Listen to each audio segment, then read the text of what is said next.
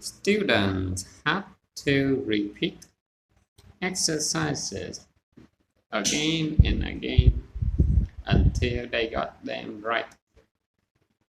At the same time, they would need to learn traditional character roles used in Chinese theater. Students were sent to Peking Opera School when they were children. They would stay at the school and were given food and accommodation as well as training.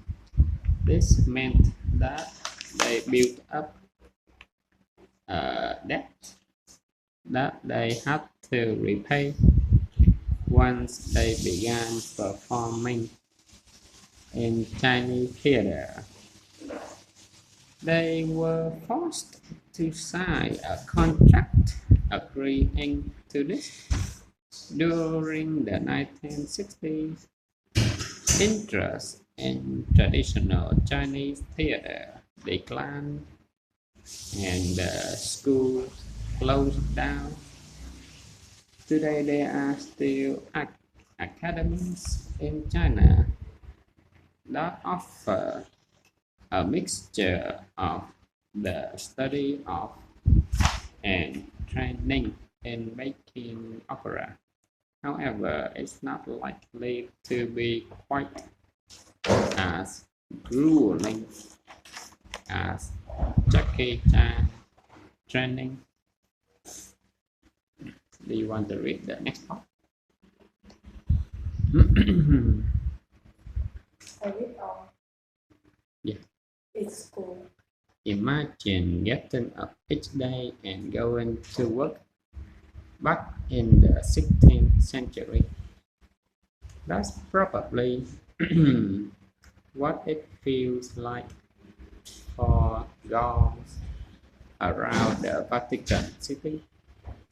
The people who are dressed in amazing uniform from the Renaissance that you can see in the picture. These people are part of a 500-year-old tradition.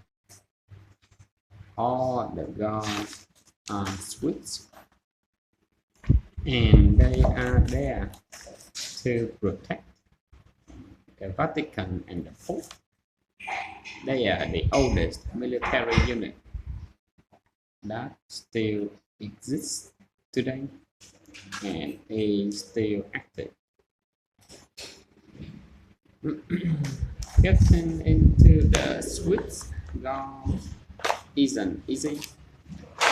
You need to be a Swiss male between the ages of 19 and 30, and you need to be at least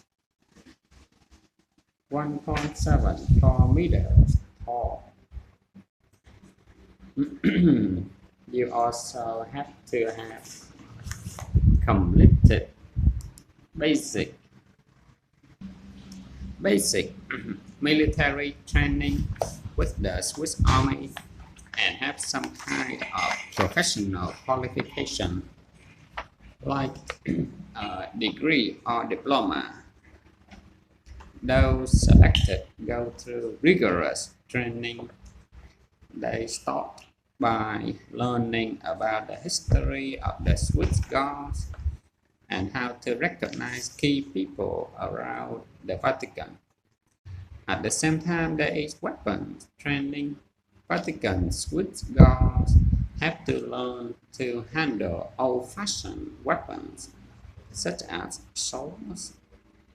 However, Swiss Guards also learn that the very first weapon they should use is their voice. Guards often have to deal with difficult tourists who want to explore parts of the Vatican not open to the public, so their training involves lessons in both Italian and English. Of course, sometimes they might need to use force to resolve a tricky situation, so they are trained to self defense, a mixture of karate and judo, developed especially for the girls. In this day and age, it's difficult to think of a job where you learn languages, martial arts, and how to use a sword. It's no easy task, but in order to wear one of the most striking uniforms in the world, that's what the Swiss girls have to do. And that is the picture of the girls.